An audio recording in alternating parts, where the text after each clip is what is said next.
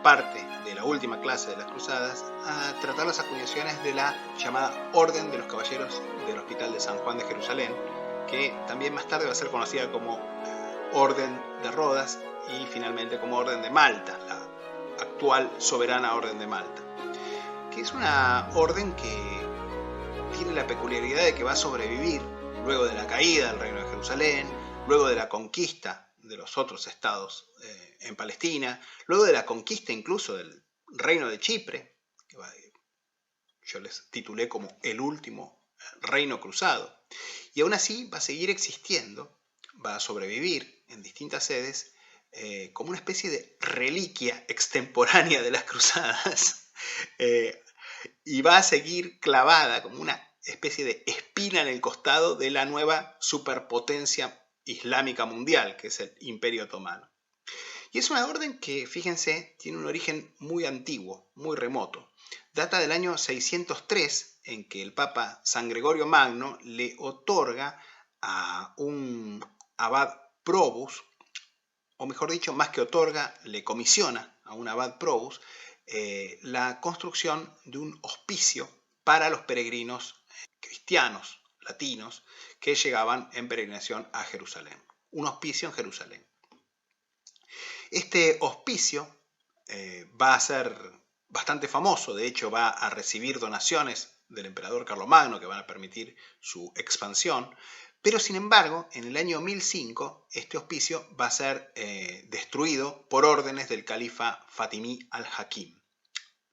A pesar de todo, unos años más tarde, en el año 1023, mercaderes amalfitanos, es decir, mercaderes de la ciudad italiana de Amalfi, van a obtener permiso del califa Fatimí al-Zahir, que reinaba en esta época, para reconstruir el hospital. Y lo van a reconstruir en el sitio de una antigua iglesia, conocida como Iglesia de San Juan el Bautista, donde se dice se había encontrado el cráneo, la calavera de San Juan Bautista.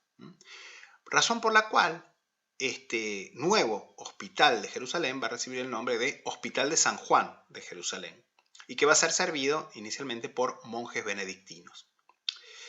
Monjes benedictinos que van a tener cada vez un mayor grado de autonomía y que justamente en coincidencia con la conquista cruzada de Jerusalén en el año 1099 van a obtener del Papa Pascual II, a través de una bula que va a emitir este Papa, la bula Pie Postulatio Voluntatis, una carta de autonomía, es decir, que se van a constituir como una orden separada, digamos, de los benedictinos, que va a recibir el nombre de Orden de los Caballeros del Hospital de San Juan de Jerusalén, porque cada vez más esta orden va a involucrarse en actividades militares. Inicialmente porque va a atender a muchos de los cruzados heridos durante el asedio de Jerusalén y las batallas que siguieron la toma de Jerusalén, y porque además va a desarrollar cada vez más un servicio militar, es decir, va a incorporar cada vez más, con el carácter de monjes guerreros, a nobles europeos que se van a incorporar a sus filas. De esta manera, y a partir de que los caballeros de San Juan de Jerusalén obtienen, digamos, la autonomía, es decir, pasan a responder directamente al Papa y a nadie más, van a vivir un crecimiento realmente espectacular, digamos. Si uno lo compara con su equivalente moderno, que sería una ONG, digamos. Bueno, esto pasaba mucho en la Edad Media. Las órdenes, tanto monásticas como militares, tenían un crecimiento formidable, sobre todo a partir de donaciones que recibían de distintos potentados, nobles e incluso monarcas europeos, y también por la contribución en hombres, jóvenes nobles, que se incorporaban justamente a las filas de la orden. Así que los caballeros hospitalarios, esta nueva orden de caballería, va a ir creciendo cada vez más en poder y en riqueza, podríamos decir. Gracias al excelente grado de organización que tenían, a la alta moral de combate que mostraban sus miembros, y sobre todo también a los recursos financieros de los que disponía la orden, sobre todo a partir de donaciones, como vimos, van a ser invitados por muchos príncipes del Oriente Latino, al rey de Jerusalén, el conde de Trípolis, etc., para defender puntos claves de sus dominios. y de esta manera van a recibir el control de unas 140 fortalezas estratégicas de gran importancia, tanto en Palestina como en Siria, incluyendo, entre otras, el famoso Crac de los Caballeros, que era una posesión originariamente de los condes de Trípoli. Aparte de varios cientos de caballeros armados, la nómina osciló normalmente entre los 500 y 700, la orden movilizaba un auténtico ejército de auxiliares, sargentos y combatientes, milicias, etc., tanto de mercenarios europeos venidos de Europa como también de tropas locales. E incluso también algunos le asignan a la Orden de los Hospitalarios la invención o la creación del primer servicio de ambulancias, razón por la cual las ambulancias de hoy en día tienen, como tenían justamente los hospitalarios, una cruz como emblema. Sin embargo, la derrota de los cristianos en la batalla de Hattin a manos de Saladino en 1187 y la inmediata caída de la propia Jerusalén en manos de los musulmanes van a ser un golpe terrible para la orden. En primer lugar, por el número de bajas que van a sufrir en las batallas. En segundo lugar, porque Saladino, a pesar de que era un líder bastante humanitario, podríamos decir, en términos generales para la época, sin embargo, se la tenía jurada a las órdenes militares de caballería, por lo tanto, ejecutaba a cuanto templario, hospitalario, teutónico y lo que fuera cayera en sus manos. De manera que incluso uno de los ejecutados va a ser nada menos que el gran maestre de la orden hospitalaria de esa época. Y finalmente, porque además va a importar la pérdida del cuartel general de la orden, que estaba justamente en el Hospital de San Juan de Jerusalén. Sin embargo, los recursos de la orden eran enormes, tanto financieros como humanos. Y de hecho, las derrotas de los cruzados a manos de Saladino van a impulsar una ola de donaciones, por un lado, de los príncipes de la cristiandad para las órdenes religiosas, especialmente los templarios y hospitalarios, y por otro lado, una verdadera oleada de vocaciones de jóvenes nobles que van a incorporarse a las filas de la orden como nuevos caballeros hospitalarios. De esta manera, la orden va a reubicar su cuartel general en la nueva capital del Reino de Jerusalén, en Acre. Justamente durante la defensa final de la ciudad de Acre y más tarde durante la evacuación de Acre, los hospitalarios van a tener un papel muy destacado. Sin embargo, van a tener que evacuar Palestina e incluso van a perder también las fortalezas que todavía retenían aún después de la caída del Reino de Jerusalén, incluyendo el Crac de los Caballeros. De esta manera, los hospitalarios, la orden de los hospitalarios, se va a asentar un tiempo en Chipre con la idea de seguir cerca justamente de Tierra Santa para en algún momento lanzarse a la reconquista. Sin embargo, van a haber tensiones políticas, intrigas muy densas entre el Gran Maestre y el capítulo de la Orden y la corte del rey de Chipre. De manera que el Gran Maestre y los caballeros hospitalarios principales van a empezar a madurar un plan para hacerse con un territorio propio.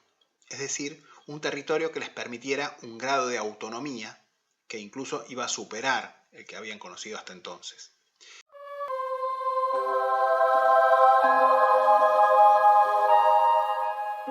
Así, el 25º gran maestre de la Orden de los Hospitalarios, Fulco de Vilaret, electo en el año 1305, va a diseñar un plan para apoderarse nada menos que de la isla de Rodas, que todavía estaba en manos bizantinas.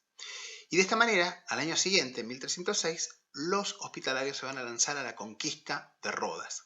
Conquista que, a pesar del grado de confusión en la que estaban los griegos y que en parte estaban en pugna ya con los musulmanes por el control de la isla, va a tardar 4 años la orden en apoderarse de la isla de Rodas. Sin embargo, lo van a lograr.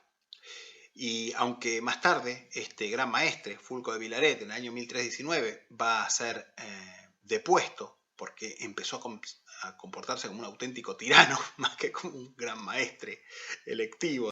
Sin embargo, los hospitalarios se van a asentar firmemente en la isla de Rodas e incluso en algunas islas aledañas a la isla de Rodas, y desde ahí se van a convertir en un auténtico bastión de la cristiandad para tratar de detener el avance de los de los musulmanes.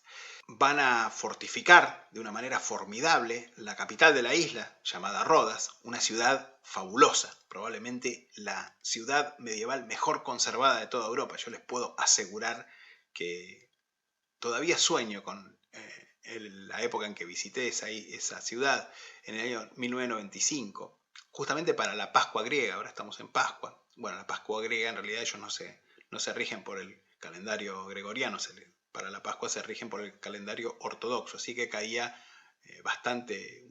unas semanas después que nuestra Pascua, o la Pascua católica, digamos. Pero les puedo asegurar que la ciudad de Rodas, concretamente la ciudad antigua de Rodas, es una maravilla, e incluso, bueno, pueden visitar el Castillo de los Caballeros, como se lo llama, el Castelo, o Palacio de los Caballeros, que es impresionante. De hecho, la ciudad conserva intactas todas sus fortificaciones medievales, todas sus murallas medievales. Desde esta ubicación tan estratégica como era la isla de Rodas, por un lado, van a tener un éxito increíble bloqueando toda forma de acceso de los beyliks, de los principados turcos de Anatolia, porque directamente van a ocupar prácticamente toda la costa de Anatolia, bloqueando totalmente la posibilidad de salida de los turcos desde Anatolia. Y por el otro, van a ser una especie de rampa de llegada para toda nueva expedición, cruzada o lo que fuera, con destino a Tierra Santa. Con lo cual, digamos, era un problema gravísimo para los musulmanes tenerlos ahí, a los caballeros de Rodas. De esta manera, los caballeros hospitalarios, digamos, van a constituirse como un auténtico estado monástico, podríamos decir, con su propio territorio y por lo tanto también, como vamos a ver, con su propia moneda. Las acuñaciones, justamente, de la Orden de Rodas, podríamos decir ahora, comienzan bajo este 25º Gran Maestre, Fulco de Vilaret, que va a reinar de 1305 a 1319. Si bien las primeras monedas, ciertamente acuñadas por la Orden en Rodas, son muy raras, siguen en principio el modelo del Gros Tournois francés, pero en el anverso aparece el Gran Maestro arrodillado, orando ante una cruz patriarcal. Una iconografía que encontramos justamente, por lo general, en los sellos del Gran Maestro, en el sello del Gran Maestro, desde comienzos de la instauración de la orden. Además del gros, se acuñan medios gros o aspers y también denier, con el castillo en anverso y la cruz en reverso. Bajo su sucesor, el Lion de Villeneuve, se introduce el gigliato, que aunque retiene el peso y el tipo de anverso con el Gran Maestre orante, trae un reverso modelado a partir del gigliato napolitano, si bien la cruz del reverso es bastante diferente.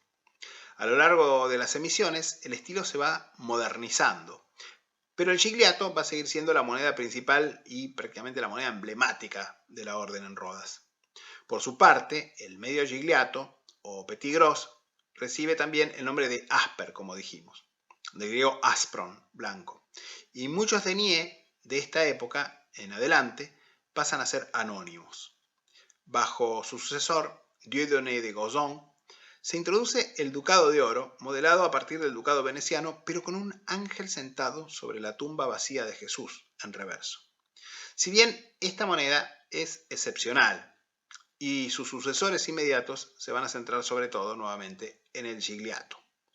Se dice que este gran maestre, Dieudonné de Gozon, tenía el apodo de Matador del Dragón por haber matado en su juventud un reptil gigantesco, probablemente un cocodrilo, que se comía el ganado local en su Languedoc natal.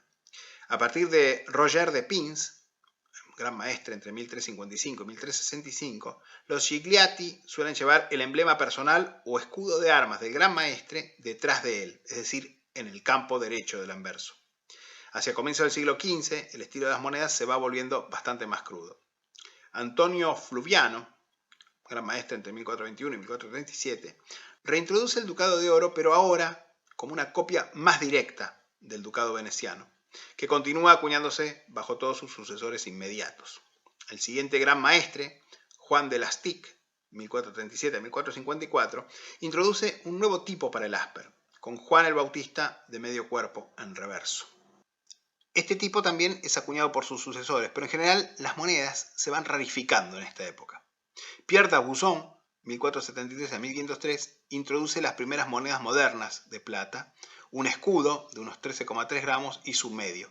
Pero estas monedas son rarísimas. Su sucesor, Emery de Amboise, por su parte, introduce un doble ducado con el Cordero de Dios, o Agnus Dei, emblema de Juan el Bautista, y varias denominaciones nuevas en plata. Por su parte, Fabrizio dal Carreto, 1512 a 1521, introduce piezas grandes de plata de 10, 5 y 2,5 liras, pesando 10, 5 y 2,5 gramos. Pero en general, las únicas monedas comunes del periodo final son los ducados de oro de estilo netamente veneciano. Bueno, los caballeros de Rodas van a ser una verdadera espina clavada en el costado de los poderes musulmanes en el Mediterráneo Oriental. De hecho, van a participar en todas las expediciones militares que se van a lanzar contra los musulmanes.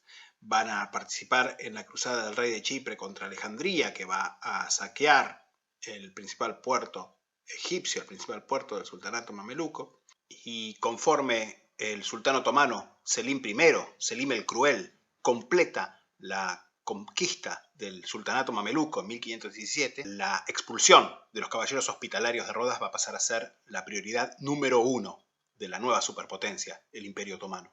De esta manera, los otomanos ya van a poner asedio a Rodas en el año 1480, pero los caballeros de la orden hospitalaria van a rechazar este primer asedio. Sin embargo, en 1520 va a subir al trono un sultán muy poderoso, que es nada menos que Solimán el Magnífico. Solimán estaba obsesionado con dos tareas fundamentales para su reinado. La primera, la conquista de Belgrado, que va a realizar al año de haber subido al trono en 1521, y la segunda, obviamente, la conquista de Rodas. De hecho, en 1521, el mismo año de la conquista de Belgrado por los otomanos y el año en que ocupa el cargo el gran maestre Villiers de l'Isle-Adam, le va a escribir una carta en términos muy amistosos, el sultán al gran maestre, felicitándolo por su ascenso como gran maestre, y sin embargo la carta dice algo así como: bueno, te deseo prosperidad para tu estado, para tu orden, qué sé yo, y de paso te digo que acabo de conquistar Belgrado, que masacré a la gran mayoría de la población y a los sobrevivientes los tomé todos como esclavos. Así que bueno, y el gran maestre le contesta algo así como: bueno, te agradezco mucho, sultán, yo también te deseo prosperidad, etc. Seguramente podríamos ser buenos amigos. Sin embargo, cuando yo venía para acá desde Europa para asumir mi cargo, varias galeras de tus corsarios me trataron de corsario, un corsario famoso, creo que se llama Dragut, trataron de atacarme. Por supuesto que las mandamos todas al fondo del mar, así que podríamos ser buenos amigos si no fuera porque evidentemente tu corsario no quiere. Bueno, al año siguiente Solimán va a poner asedio finalmente a Rodas, va a bloquear completamente la isla con una flota que va a llegar en junio ya, una flota de unos 400 barcos, y más tarde va a llegar el grueso de la fuerza de asedio compuesta por unos 100.000 combatientes. Es decir, Solimán se está proponiendo decir, bueno, conquisto Rodas o conquisto Rodas, y voy a poner una fuerza que va a evitar que incluso nadie se atreva desde Europa a auxiliar a los caballeros hospitalarios. A pesar de todo, el asedio se va a prolongar durante más de 6 meses. Recién el 13 de diciembre de 1522 se va a llegar a un acuerdo de paz, de rendición de los hospitalarios, y aún así el sultán va a dar términos muy generosos. Les va a permitir irse, les va a dar 12 días para evacuar la isla. El día 22 de diciembre se va a firmar el acuerdo, les va a dar 12 días para evacuar la isla. Van a poder llevarse lo que quieran, van a poder llevarse incluso íconos, el tesoro de la orden, las imágenes y objetos religiosos que quieran. Van a poder retirarse toda la población que quiera con ellos, y de hecho varios miles de habitantes de Rodas se van a ir junto con y van a poder retirarse con sus estandartes desplegados y con sus armas empuñadas. De esta manera, los caballeros sobrevivientes, unos 189, y las tropas sobrevivientes, junto con buena parte de la población de la isla, se van a retirar. A pesar de todo, de la población que va a quedar en Rodas, los otomanos les van a dar una exención fiscal por 5 años. Así que bueno, términos bastante generosos, por cierto.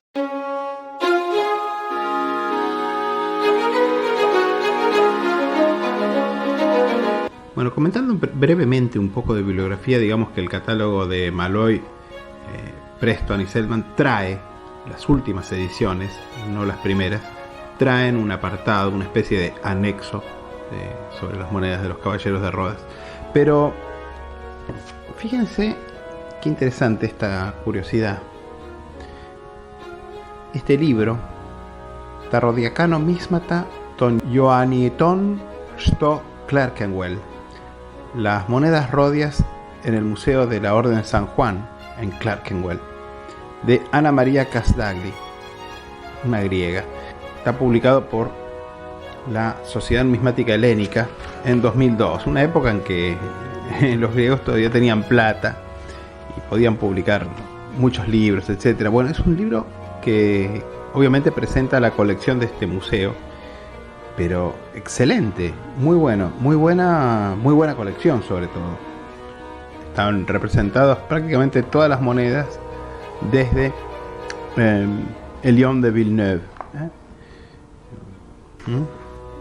de los Gigliatos, y fíjense, hay un montón de variantes y un montón de ejemplares de cada uno de los grandes maestres, ¿sí? De hecho, incluso incluye un pequeño estudio de cuños. Está bueno. Fíjense todas las variantes del gran maestre arrodillado ante la cruz patriarcal, cómo va cambiando el estilo.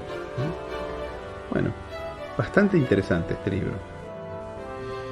Bueno, y ahora vamos a ver una de las monedas más hermosas para mí de la colección del Oriente Latino, que es el Gigliato de la Orden de los Caballeros de Rodas, de los Hospitalarios, ¿sí?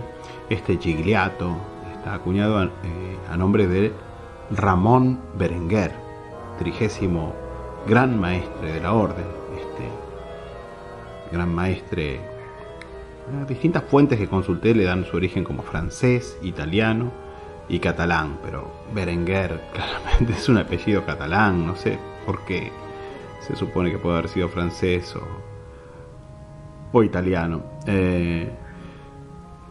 Este gran maestre que reinó de 1365 a 1374, y que por cierto envió tropas a la cruzada de Pedro I de Chipre contra Alejandría, y fíjense, en el anverso tienen su titulatura como gran maestre, arrodillado, con su manto, con la cruz, su escudo de armas detrás, su escudo de armas personal detrás, y arrodillado frente a una cruz patriarcal en el acto de rezar. Una cosa muy atractiva para una moneda de una orden militar religiosa, como eran nada menos que los hospitalarios, caballeros de Rodas. Por cierto, yo estuve en Rodas y estuve en el Palacio de los Hospitalarios, la verdad. Y justamente el reverso de esta moneda muestra la típica cruz,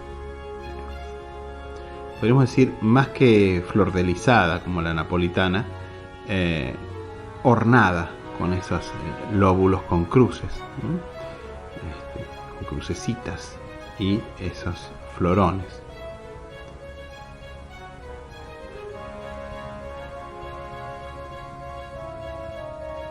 Y fíjense que interesante la inscripción: Hospitalis Iogis Hierl Nitanus Rodi, abreviado. O sea, Hospital de San Juan Jerusalemitano o Hierosalemitano en Rodas. Sería la traducción aproximada de esto. Una referencia al antiguo hospital de San Juan en Jerusalén, transferido en este caso para esta época, ya en el siglo XIV, a Rodas. Esta moneda pesa 3,8 gramos, exactamente 3,80 gramos. Y la verdad que además está en una gran calidad de conservación para una de estas monedas.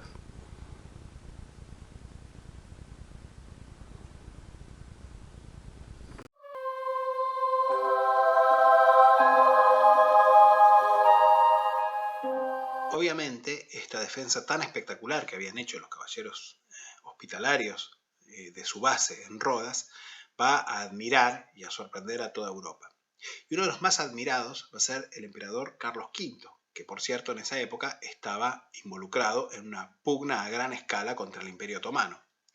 De manera que Carlos V valoraba notablemente la capacidad y la moral de combate de los caballeros hospitalarios, al mismo tiempo que estaba admirado realmente de la defensa que habían hecho de Rodas, al punto que hizo un comentario que dijo: nunca una plaza estuvo tan bien perdida, en el sentido de nunca estuvo tan bien defendida.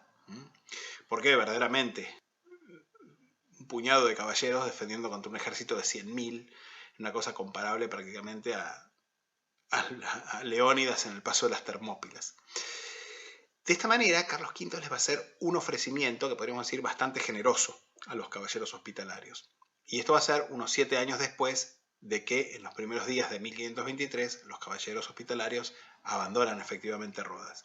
O sea, en el año 1530. En 1530, por una carta, un documento que todavía se conserva, Carlos V les va a hacer el ofrecimiento de la isla de Malta y la pequeña isla de Gozo, que es una islita que está pegada a Malta, y también del puerto de Trípolis, que es la actual capital de Libia, que había conquistado a los musulmanes, el propio Carlos V.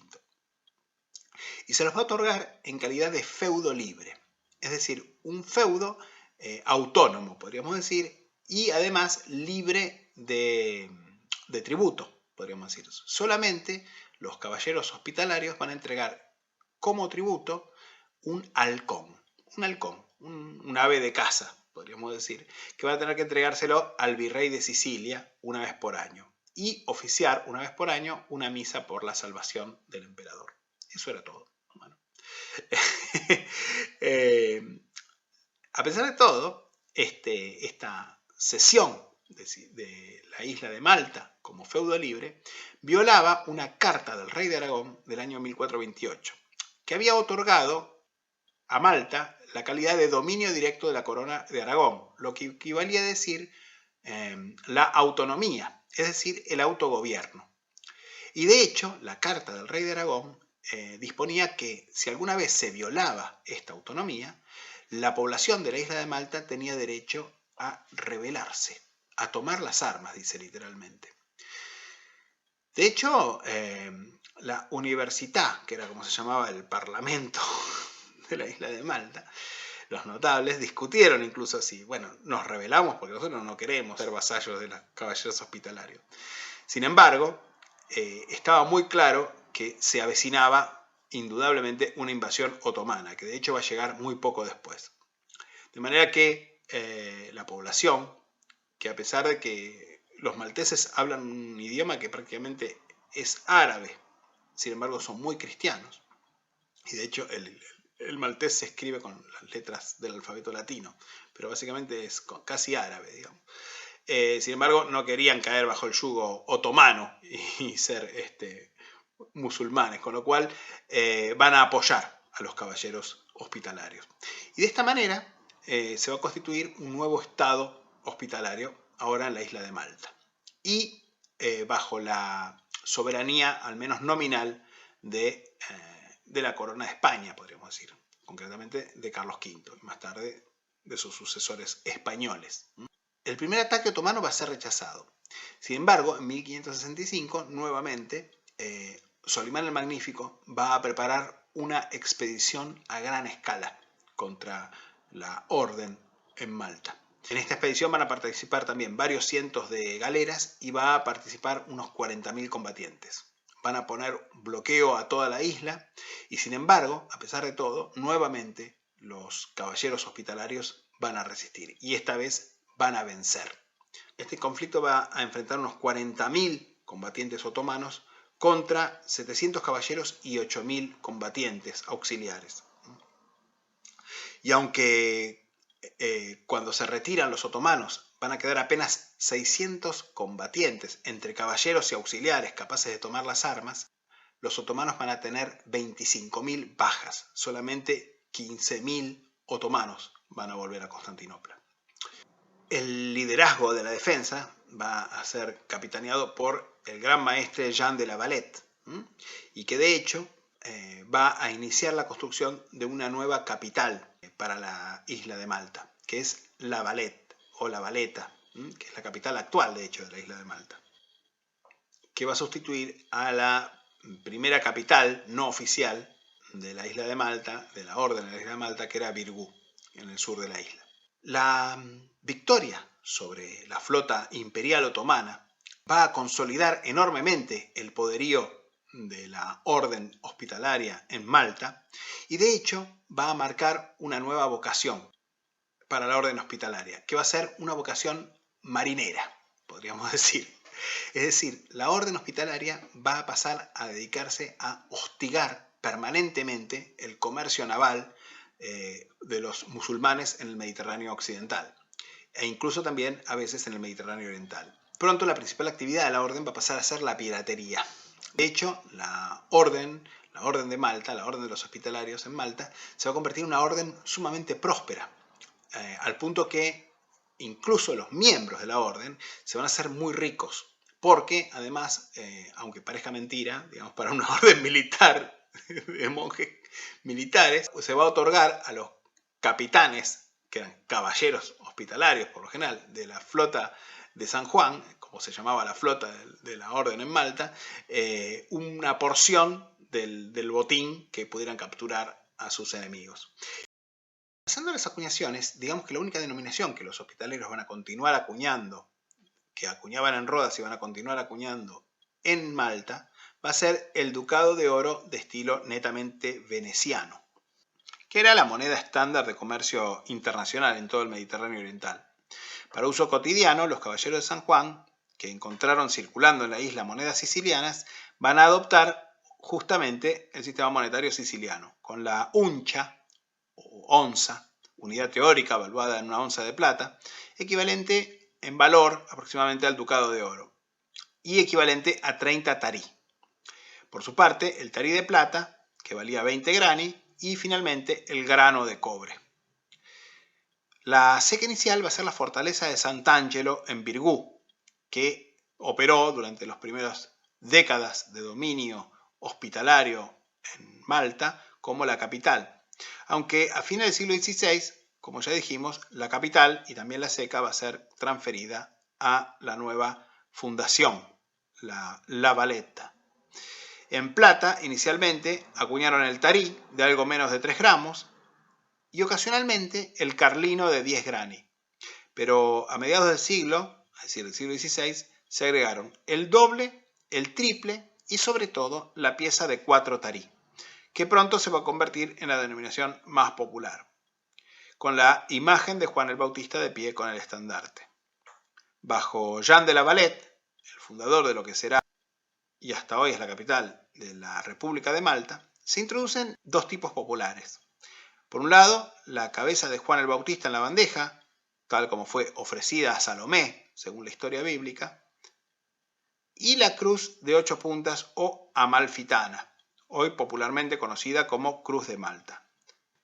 Este mismo gran maestre introduce también, excepcionalmente, piezas de cobre fiduciarias de 1 tarí en 1566 y de 4 tarí al año siguiente, 1567. Sus sucesores van a acuñar sobre todo las piezas de 3 tarí, aunque el 4 tarí se reintroduce a comienzos del siglo siguiente. Por esta época, además, circulan muchas monedas extranjeras, especialmente el Leeuwendaalder o Tálero del León de los Países Bajos, que es resellado con un escudo con las armas del gran maestre reinante. En cobre se acuña sobre todo el grano, que lleva el escudo de armas del gran maestre en anverso, en forma circular, y la leyenda Ut Commodius en reverso. Si bien en 1619 el gran maestre Alof de Vignacurt introduce piezas fiduciarias de 5 y 10 grani, conocidas respectivamente como chinquina y carlino, y más tarde el gran maestre Jean-Paul de Lascaris a partir de 1639, introduce también otras piezas fiduciarias de bronce de 1, 2 tarí y finalmente otra de 4 tarí. A lo largo del siglo XVII se acuña poca moneda y en cambio se resella con frecuencia el cobre. Algunos cobres, como los 4 tarí de la Valeta, que circulan durante 200 años, están realmente acribillados a resellos. Las acuñaciones se incrementan mucho con la mecanización durante el siglo XVIII y se van a acuñar en esta época nuevas denominaciones en oro y plata, incluyendo primero ducados múltiples y más tarde también piezas de 20 y 10 escudos en oro y monedas de plata de 30 tarí, de 2 y de 1 escudo. En 1792, sin embargo, la Revolución Francesa va a confiscar las posesiones de la orden en Francia, que eran las principales posesiones de la orden, además de Malta, con lo cual la orden va a entrar en bancarrota. Y pocos años después, el principal general de la Francia revolucionaria, Napoleón Bonaparte, va a llegar a la isla en junio de 1798. Y esta vez los caballeros hospitalarios se van a rendir sin combatir, dando fin a 268 años de dominio territorial en Malta. Aunque 2 años después los ingleses van a poner sitio a la Valeta y van a conquistar Malta, la van a convertir en un protectorado del Reino Unido.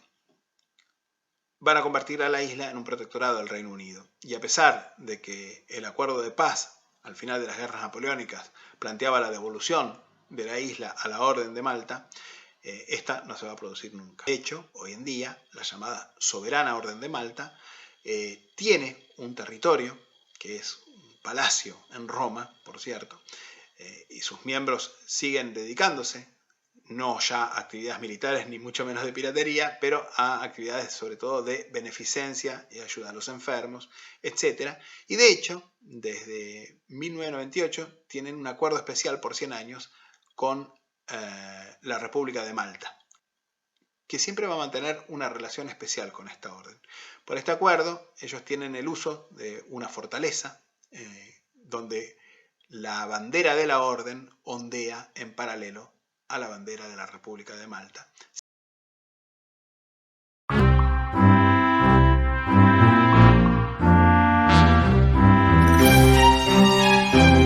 En contraste, mucho más humilde, un grano de bronce de la misma orden, pero en su asiento posterior, transferencia posterior a Malta.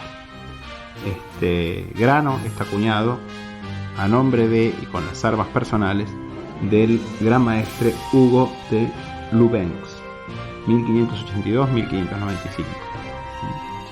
Y fíjense en el reverso, tiene la inscripción Ut Commodius, porque es una moneda fiduciaria, es como que pide perdón por acuñar una moneda de mero bronce, sin ningún contenido de plata. Para esta época, la orden utilizaba el sistema monetario vigente en Sicilia, sobre todo. Y aunque fuera ya del tema que nos ocupa, o del periodo, mejor dicho, que nos ocupa, pero siguiendo con el mismo tema, acá tienen una moneda del penúltimo gran maestre que va a acuñar moneda de verdad, digamos, moneda efectiva, en la Valeta, en la capital, en la seca de la capital de Malta, que es Emmanuel de Rohan, 1775-1797. Esta moneda concretamente es de 1796, 2 años antes nada más de la invasión napoleónica y de la conquista napoleónica de Rodas. Es un escudo de plata, o sea, de 12 tarí, como en Sicilia, un sistema monetario parecido. 12 tarí, un escudo de plata, ven S1 abajo. Y concretamente de esta moneda lo más notable que tengo para decir es que está acuñada obviamente en una prensa monetaria, en una máquina, y esa misma máquina más tarde, conforme los caballeros fueron expulsados de Malta, va a ser la que va a adquirir el gobierno griego de la nueva Grecia independiente, el gobierno de Capodistrias, para acuñar las primeras monedas griegas independientes desde la Edad Antigua, básicamente. Así que están acuñadas en esta misma máquina. El Fénix y esos bronces de 20, 10, 5 lepta. Esas monedas están con el Fénix. Esas monedas están acuñadas en esta misma máquina. Porque obviamente la compraron luego de que los caballeros de Malta perdieron su derecho de acuñación. Expulsados.